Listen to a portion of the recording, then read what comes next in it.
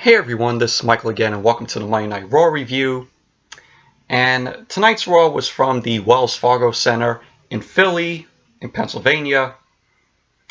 And this was the go-home show for Fastlane, which is this Sunday. And my God, this Raw tonight was fucking terrible. This was a shitty show. This was a shitty go-home show for Fastlane. This show was boring tonight. It was fucking boring. So that's all I gotta say about the show tonight. But let's get on with the review. Waste no time. So the show opened up with Roman Reigns coming out, saying he was on the mic saying last week in Atlanta was the comeback, and that tonight in Philly we take our yard back. Roman goes on to say that Roman says he had to think about his future and what he wants. And what he wants is Seth Rollins. And so Roman says that he needs to address Rollins, to address Seth, and he tells him to come out. Seth Rollins ends up coming out and says, seeing Roman come out last week, knowing he won the fight, says it was one of the greatest in his career. He says he's going to take the motivation to WrestleMania and slay the beast and bring the Universal Championship where it belongs, on Raw, every single week. And so Seth says he knows where Roman's head is at. And he says Roman should get another shot at Brock Lesnar. No. No. No. No. We don't want to see Brock Lesnar versus Roman Reigns again. How many times have we seen Brock Lesnar and Roman Reigns? No. Seth, don't give WWE creative any ideas. We don't need to see Brock Lesnar and Roman Reigns again.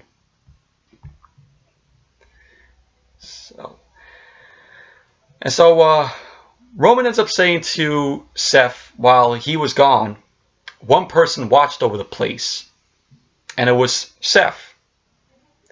He goes on to say that one man kept the place in line and knew what was best. Roman says to Seth about Brock Lesnar, being in the main event, and he wished Seth good luck. And Roman also says that he wants a favor. And he ends up telling Seth the favor is he wants to get the Shield back together one last time. And I'm like, oh man. This is the third time WWE is reuniting the Shield. I'm over Shield reunions. I like the Shield, but third time, no. I am over with them reuniting the Shield again. So, Seth says, anything but that. And he says, after what Ambrose did the night, when Roman announced that, that his leukemia came back, and what Ambrose did on that night, Seth says to Roman that a Shield reunion, it's not happening. And Roman says he wants it. And that the crowd wants it. He asks the crowd if they want it. And the crowd, applauds and cheers for that. And he says to Seth that he and Ambrose are his brothers. And he wants one more moment before they aren't around anymore. Seth goes on to say that Roman is right, and that if he wants the Shield one last time, Seth says he's in. So Dean Ambrose ends up coming out. He has a mic in his hand. Looked like he was going to say something. But out of nowhere, Elias comes from the back, comes out, hits Ambrose with his guitar, and Seth and Roman end up getting out of the ring. Elias ends up running to the back. And we see Seth and Roman trying to help up Ambrose. Ambrose ends up shrugging them both off. And Ambrose ends up walking to the back. And that's when Raw came back from. That's when Raw went to commercial. But all in all, this opening to Raw was just meh. Wasn't exciting. And announcing, you know, a Shield reunion, get them back together. I'm like, yeah. Sorry about that, but I was saying it was meh opening to Raw. Then we had Charlie Caruso. She was interviewing Drew McIntyre, Baron Corbin, and Bobby Lashley. McIntyre goes on to say that he broke the Shield months ago, and it makes him sick that they're living in the past. And Corbin says they're ignoring the real story because the three of them, McIntyre, him, and Lashley, they have a match tonight, which is going to be a 6-man tag against Kurt Angle, Braun Strowman, and Finn Balor. And Corbin says they're going to show us where the power lies. And Lashley says he's going to remind Balor that he's holding the Intercontinental Championship on borrowed time. And Corbin says they're going to show Kurt Angle that he can't hang with the premier athletes of today. And that's how the interview ended. But interview with McIntyre, Corbin, and Lashley. And so then we had the match. 6-man tag team match. Drew McIntyre, Baron Corbin, and Bobby Lashley versus Kurt Angle, Braun Strowman, and Finn Balor. This was a boring match. Nothing great happened in this match. It was boring. You had Braun Strowman doing a shoulder tackle to Baron Corbin. You had Strowman end up tackling Lio Rush into, like, I think it was like the timekeeper area. So Lio Rush was down. You had a point where Strowman ended up doing a ended up hitting the running power slam, I think onto McIntyre, and Balor ended up hitting the coup de grace on McIntyre, and Balor went for the pin, but Lio Rush ended up putting the foot on the ropes, and that's, you know, when Balor tried to go after Lio Rush. Strowman comes and tackles Lio Rush into the timekeeper area, and it basically led to Bobby Lashley winning the match for him, Corbin, and McIntyre by spearing Balor. And that's what it basically was. But overall, it was a boring match. After the match, Corbin knocks out Balor. And then we see McIntyre and Corbin. They end up throwing Curt into the barricade outside a few times. Sorry about that, but I was saying, you know, we saw McIntyre and Corbin. They end up throwing Curt into the barricade on the outside. Corbin ends up retreating the ring steps. And we see McIntyre and Lashley. They end up ramming Kurt Angle head first into the steps, which Kurt Angle looked like he sold. He sold that run into the steps really well. Like, it looked like he went head first. Like, he didn't put his arm up like that. Looked like he went head first into the steps. And then we went back in the ring. McIntyre ends up taking out Balor with the Claymore kick. And the ring step was in the ring.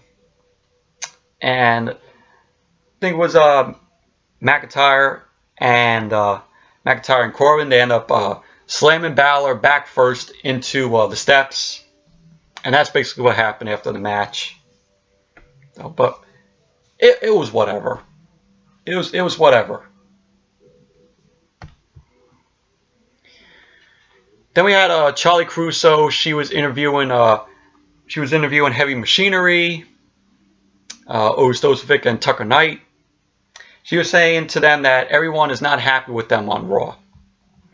And they show a video of what happened earlier today. And what it was the Ascension. They are mad about what happened last week and what Otis did to them backstage last week. And we saw Ascension telling Zack Ryder and Curt Hawkins and the B team, the shit about Heavy Machinery. They end up calling Otis a giant thumb. And Zack Ryder says that he looks like Chris Farley in an SNL skit gone wrong. But he's the real deal. So, it's kind of, disrespectful, now that, Chris Farley, has been dead for over 20 years. Like this year will be 22 years that Chris Farley has passed away. And then after the video was over, we saw Otis's reaction. Otis says that he's sensitive, and all that was said hurt his feelings. And so Tucker Knight says he's going to make it right, and that they're going to set up a gauntlet match for later, and show them that Otis has a tendency to hurt those who hurt his feelings. So that was the interview with Heavy Machinery, but I like Heavy Machinery. I like them ever since NXT. They're a really entertaining tag team. Ostosovic, really enjoy him. I enjoy both him and Tucker Knight. So, but yeah. So that was the interview with Heavy Machinery. Then we had Natalya versus Ruby Riott. This was a short match. It was boring. Once again, Ruby Riott loses quick. Once again. Natalya ended up winning the match with the roll-up on Ruby Riott. Pretty much that was basically it. Nothing good or great or spectacular happened in this match. It was just Ruby Riott once again losing quick. And then after the match, we had Lacey Evans, or as now I would call her Wavy Evans, where she comes out smiling, posing, waving, walks down the ramp, then goes back up, waves, poses. When is WWE gonna book Lacey Evans in a match on the main roster? The last thing that she was in the ring for was the Women's Royal Rumble match. That was it. After that, WWE is just basically giving Lacey Evans to go out there, smile, wave, pose. Come on now. Lacey Evans deserves better than this. Because I think Lacey Evans, I like Lacey Evans. She's great in the ring. She has an interesting gimmick. So, I mean, come on, WWE. WWE, you're gonna end up killing Lacey Evans if you keep making her do all this and not have a match. Come on now. It's getting ridiculous. So then, after Natalya versus Ruby Riott, we had a backstage segment. We saw Stephanie McMahon backstage, and the guests tonight were Michael Che and Colin Jost. And if you all don't know them, both of them do Weekend Update on Saturday Night Live. And Weekend Update is one of my favorite SNL sketches. It's been popular for years on Saturday Night Live. And I think the both of them do a great job with Weekend Update. very funny. And so Michael J and Colin Jost were the special guests on Raw tonight. And Stephanie says that they're also going to be the guest correspondents for WrestleMania. And Colin Jost, I appreciate him a lot more now because he wore a Mets hat tonight, which the Philly crowd ended up booing. Yeah, and why I say that is because, you know me, I'm a Mets fan. Yeah, you could all shit on me. Let the hate commence in the comments down below that I'm a Mets fan, that I like the Mets. So yeah, I've been a Met fan ever since I was a kid. If you have a problem with it, you know, writing harsh comments, I don't give a shit. It's my favorite team. It's always going to be my favorite team. My favorite MLB team. Yeah, so just, yeah, I could imagine the hate comments down below. If any of you, if anybody watches, if any of you fans watch the videos and comments.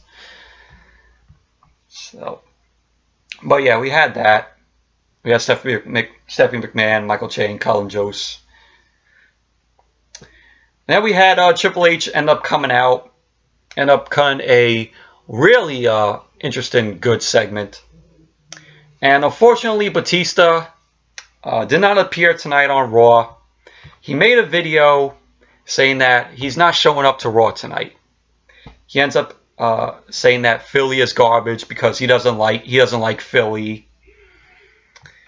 So and that's what the video was, and that video was posted on his social media pages. And so Triple H ends up getting on the mic, and actually they did show that video with Batista saying that, you know, he's not showing up on Raw tonight. And so Triple H gets on the mic, and he ends up saying he came out a week ago to celebrate one of the biggest legends in the history of this business on his 70th birthday. And he's not upset because of Ric Flair. He's upset because of Richard Flair, who is the human being behind Ric Flair. That's Ric Flair's real name. So Triple H goes on to say that that's the guy that he spent years driving up and down the road with. The man that has become one of his best friends and was there in his best times and worst times, and vice versa. He goes on to say that they were by each other's side at their weddings. Or Triple H says, you know, he was at a few of Ric Flair's weddings. But he goes on to say that he was there when when Ric Flair buried his son, Reed. He says, Triple H says Flair is a man that a little over a year ago was in a hospital bed in Atlanta in a coma. And he goes on to say that during that period of time, every time his phone rang, he got a sense of dread because he was positive every time it would be a call that, you know, Ric Flair ended up passing away. You know, that's what Triple H was scared about, was afraid about. And because of that, Triple H says he wanted to bring out Ric Flair out to be the Nature Boy one more time, because that's what he lived for. And it didn't happen because of Batista. He goes on to say that Batista wanted his attention, and we all know why. Triple H goes on to say that Batista cried about it online for the last 2 years. And Triple H says that when he got injured in November, that went away. And that Batista couldn't quit because Batista doesn't get what he wants. And, you know, at this time, he didn't quit. You know, at this time, he goes on to say that Batista didn't quit. And that he attacked a 70-year-old man who's lucky to be alive. And took away one more moment with the crowd from him. And so Triple H ends up crapping on crapping on what Batista said, saying that he's not going to appear tonight, and why Batista doesn't like Philly or Pittsburgh, and that Batista says we're going to do it my way. And Triple H responds saying, "Wow, how original."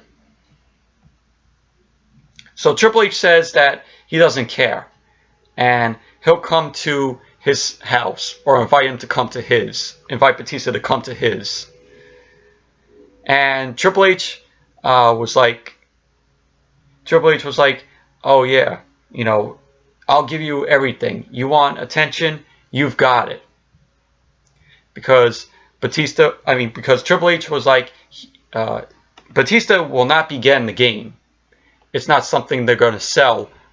No characters, no name on a marquee. And when, Triple H went on to say that when he and Batista go face to face, Batista won't be looking at the character. He'll be looking at the man.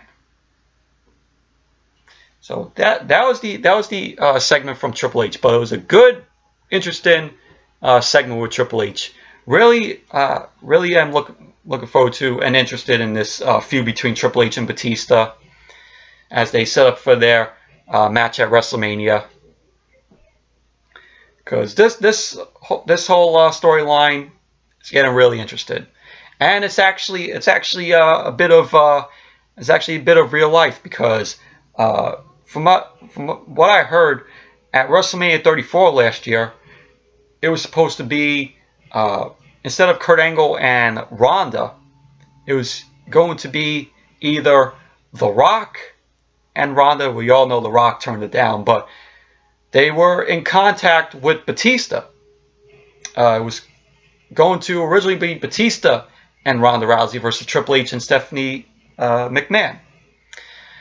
And WWE ended up calling Batista. Batista said he was interested. Come before WrestleMania, Batista said, he didn't hear from WWE. And so that's why this is happening. That's why Batista came to Raw last week and said, "Hunter, have I got your attention now?"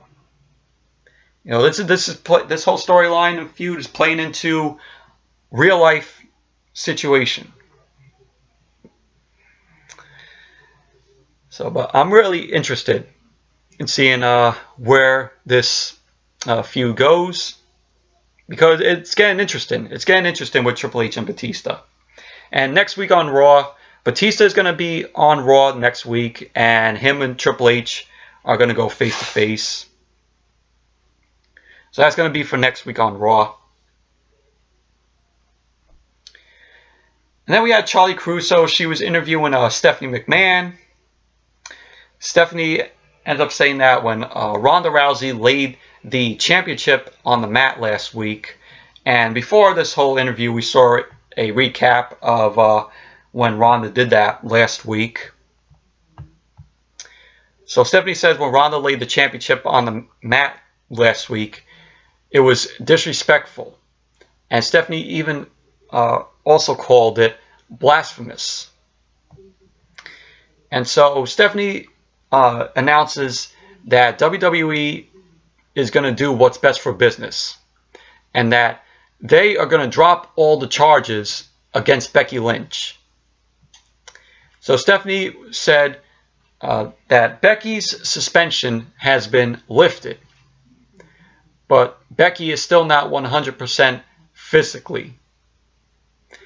And Stephanie says that Becky needs to come to the arena tonight and sign a hold harmless agreement to say that WWE is not responsible if something happens to Becky when she wrestles at Fastlane. Because Stephanie made this match officially, and at Fastlane on Sunday, it's going to be Charlotte versus Becky Lynch for the Raw Women's Championship at Fastlane. So that was the interview with Stephanie. And then we had the tag team gauntlet match. And this match, this was the worst gauntlet match I've seen. This match flat out sucked. Or as I would call this match, I would call this a tag team jobber gauntlet match. Because it was Heavy Machinery versus the B Team versus the Ascension versus Zack Ryder and Curt Hawkins. Who do you think won? Who do you think beat all of them? Yep, Heavy Machinery. And yeah, nothing special happened in this match. Nothing good or memorable happened. Heavy Machinery won the whole gauntlet match. Heavy Machinery defeated a tag team of jobbers. That's what this whole gauntlet match was.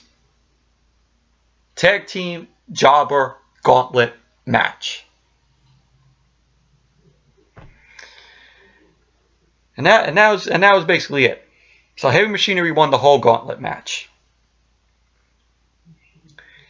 And then backstage, and we get to this now.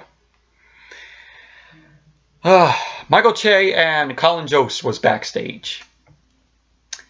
And we see them run into EC3.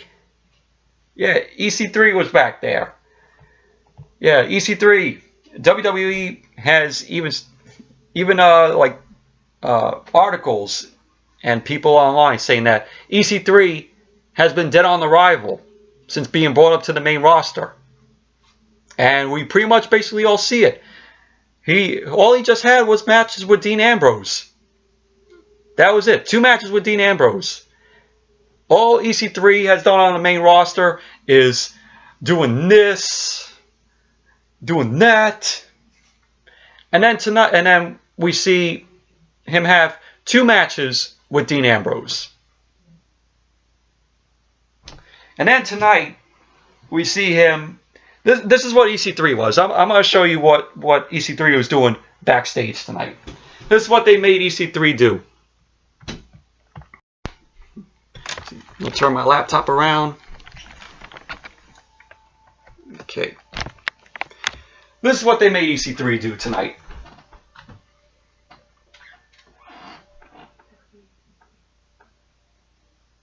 Yeah, EC3 was doing this tonight. He had a mirror right here. He was holding a spray. Yeah, so this segment was sponsored by Windex, as they should have did it. This is EC3 tonight. That was it. That was basically it. Holding Windex. That was EC3 tonight. I shit you not. I shit you not. That was EC3 tonight backstage. Had a mirror in there and a spray. Should have said that segment was brought to you by Windex. Yes, have him cleaning a mirror like it should be. Mirror, mirror on the wall, what does my career in WWE look like? Oh, and then the mirror says, "Oh well, I see you still doing this and that, and just cleaning a mirror." I swear, that was EC3 tonight. That was EC3. If you look it up on YouTube, you'll see it. He had a mirror there and a spray. And did not say a damn thing. Yeah, how far EC3 has fallen since NXT.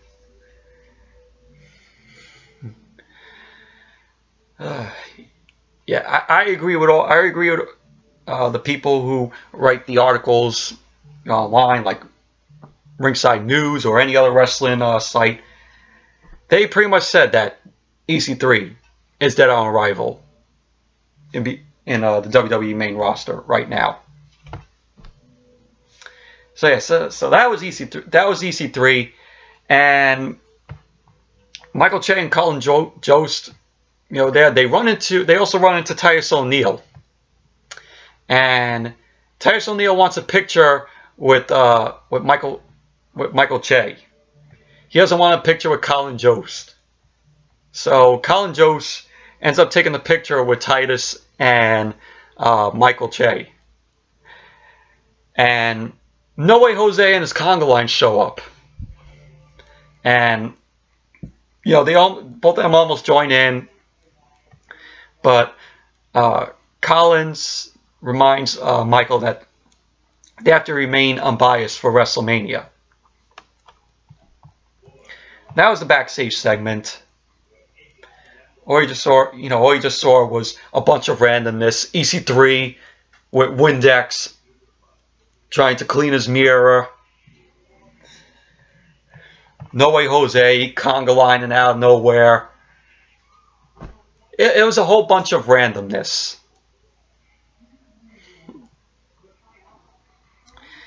Then we had, it was announced this morning, we had an announcement that Tori Wilson is going to be in the Hall of Fame this year.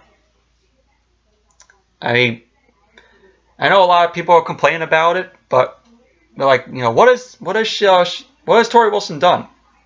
I mean, I liked Tori Wilson back in the day. She was one of my favorite divas as a kid. I thought she was very entertaining. I remember when she was managing Tajiri. She's been on the cover of Playboy magazine twice. And I remember the stable that she had when her and Candice Michelle, when they were drafted to Raw, and they became Vince's Devils. And it was Tori Wilson and Candice Michelle and Victoria, and they were known as Vince's Devils. It was like the three of them just as a stable. And I always remember her dog that she had, her dog was cute. I remember her dog's name was Chloe. It was a cute dog, but even though when Tori Wilson's career, when she was with WWE, she never won the Women's Championship. Never. So her putting her in the Hall of Fame, I'm like, you don't put Miss Elizabeth in the Hall of Fame, or Jazz, or Paige. Yes, I heard they want to put Paige in the Hall of Fame. And among the other women who deserve a Hall of Fame induction, I mean, there's nothing more I could say about that. And so we had Charlie Caruso. She ended up interviewing Charlotte. Charlotte, scoffs at the idea that Becky Lynch might not sign the Hold Harmless agreement, and she goes on to say that Charlotte goes on to say that Becky's stubborn pride and huge Irish ego, she won't be able to resist, and thinks that she'll win the title. But she goes on to say, even at her best, the man doesn't compare to the queen. Charlotte goes on to say that she's sorry to ruin everyone's high hopes for Becky, and she ends up saying that she's a one-legged competitor in an ass-kicking contest. She goes on to say, the good news is that we get to bask in her glory when she becomes the Raw Women's Champion. So that was the interview with Charlotte. And then we had a backstage segment which saw Dean Ambrose and Roman Reigns. Roman's trying to beg Ambrose to reunite so that they could be the Shield again. Sorry about that, but I was saying we had a backstage segment with Ambrose and Roman Reigns, and it was just for Roman to hopefully get Ambrose back, so that they could reunite as the Shield again. And then Seth Rollins did the same thing. Dean Ambrose was backstage. Seth Rollins comes and says to him that brothers fight, and even through everything, he thinks they've had a bit of mutual respect. And Seth says, whether they're on the same team or not in that ring, they're wrestling soulmates. He goes on to say they always have, we always have and always will be. So Seth says they got one chance to do this the right way. And Dean ends up saying, he's got to preoccupy, and he appreciates the help from, last week, and that he's got to take care of him. He's got to take care of this himself. And that was the backstage segment with Dean Ambrose and Seth Rollins. Then we had Elias in the ring. He was getting ready to perform, and it was funny. But the Raw went to commercial. I'm like, thank God we don't have to hear Elias strum his guitar and do the same shit that he does every single week. And then when Raw came back from the commercial, we heard Elias just talking about how Philadelphia is bad. It was just basically Elias just putting down Philadelphia. Then we had Elias versus Dean Ambrose. This was... That's what it basically was. Elias ended up winning the match, drift away on Ambrose. Then we had, after the match, Seth Rollins and Roman Reigns ended up coming out. Raw went to commercial. Then when Raw came back from the commercial, Seth and Roman come into the ring to try to encourage Ambrose to get the Shield back together. Ambrose ends up shoving them both aside, gets out of the ring, jumps the barricade, starts walking up the stairs into the crowd. And then we got Corbin, McIntyre, and Lashley come out. Corbin says, spare us another minute of this broken record, because this is pathetic. And McIntyre says the Shield is nothing but fighting scraps from their table. And McIntyre says to Roman that this isn't the return he quite envisioned. That, this isn't the return Roman quite envisioned. He ends up saying that him and Seth are pathetic. And McIntyre says they were going to offer them a match at Fastlane. And he said they both didn't deserve it. And that they're going to finish it now. And so we see Roman and Seth go after all three of these guys. And, Dean Ambrose saw something right there. And it came into mind that, he had to come into the ring. He made his way down to the ring. And we saw Ambrose helping out his brothers. Seth and Roman. And they both end up taking out Corbin, McIntyre, and Lashley. And we see Seth and Roman extend their fists. And Ambrose, he was angry. He had like this angry energy. And he paces around. And he puts in his fist. And there you go. The Shield is back together. I'm so over with the Shield. This is only doing this because of Roman. This is the Roman agenda. WWE is resuming the Roman agenda once again. We did not need another Shield reunion. It's just to get Roman. It's just to get Roman back over. That's what this basically is. It happened the second time, the second reuniting. WWE did that to get Roman over. This now, trying to get Roman back over after Roman was out.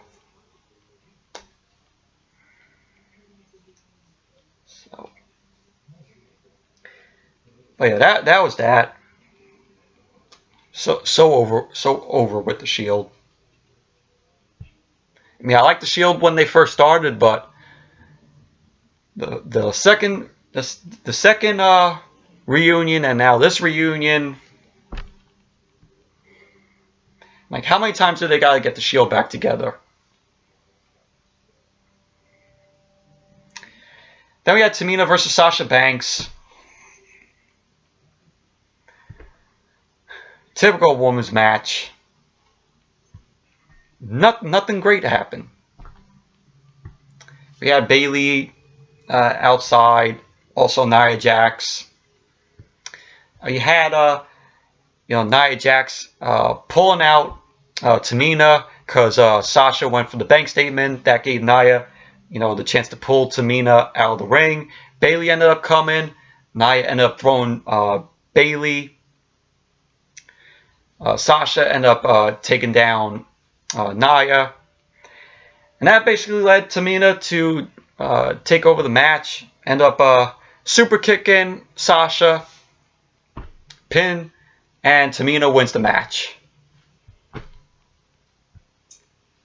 Yes, this is what happened. This is what happened. Tamina won a match. Typical women's match. It was boring. Then we saw Michael, Che, and Colin Jost. They were again walking backstage. Michael says that he needs to use the bathroom. Colin asks, if he wants some help. Meaning that, Colin was saying, do you want me to go to the bathroom with you? And Michael's like, oh yeah, I'll just go to the bathroom, myself. So Michael walks off to go to the bathroom. Colin says he's not scared of anybody, here, if anything happens. And he bumps into Braun Strowman. And, Strowman says that Colin, is funny. And Strowman ends up taking his hat off, ends up taking the Mets hat off. Colin offers, up some pleasantries. And Strowman just stares at him. And we see Colin asks, if any of this, is real.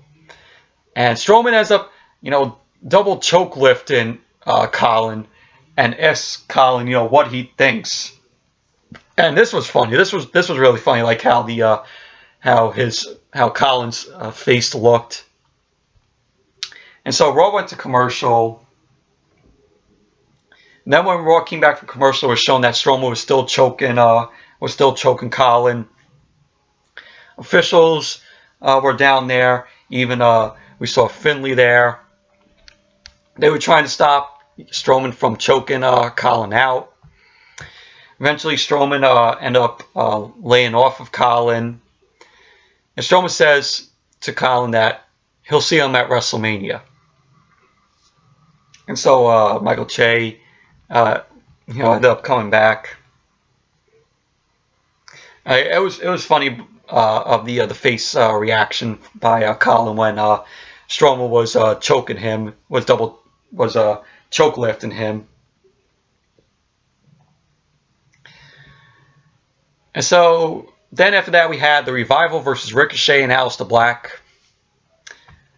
Fortunately, I knew going into this match it was going to be a DQ. I knew the match was going to end in a disqualification. I mean, you can't have both teams lose because the Revival are good. Ricochet and Aleister Black hasn't lost the match since being on the main roster so far. So the match, of course, ended in a DQ because Bobby Roode and Chad Gable, they end up being down on Scott Dawson. So Roode and Gable enter the ring. Both them, Ricochet and Aleister, they're back talking each other. And Ricochet and Aleister then just start throwing punches at Gable and Roode. They end up taking them out. And that's how basically that was what happened. So, but I knew it was the match was gonna end in a disqualification.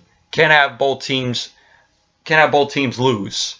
You know that they've won, you know, their matches.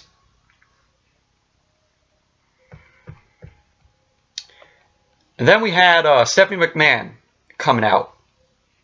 She gets on the mic and says that anything can happen on the road to WrestleMania, like Roman Reigns returning, and the Shield returning, and how Ronda relinquishing the Raw Women's Championship weeks before WrestleMania.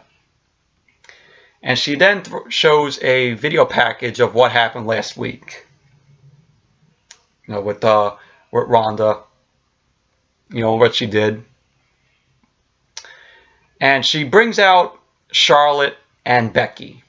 Of course, Becky got a big reaction from the crowd. And Stephanie ends up saying, we certainly need a champion. And it will be Charlotte versus Becky at Fastlane for the Raw Women's Championship. And she makes Becky sign the whole harmless agreement that Becky wouldn't sue WWE if she gets injured from wrestling with a bad knee. And so Charlotte says for Becky to sign it, unless Charlotte tells Stephanie to just hand her the title. And Becky retaliates to Charlotte and says that she beat Charlotte with one good leg at the Royal Rumble.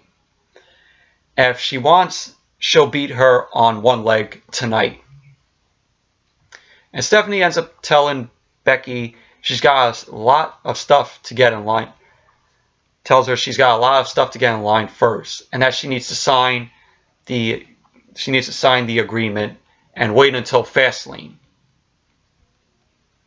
So Becky ends up eventually signing the agreement. Stephanie announces the match. That's official. And then we see the camera cuts backstage, and we see Ronda Rousey storming in the arena, and Raw goes to commercial. Then when Raw came back, Ronda's music ended up hitting. She ended up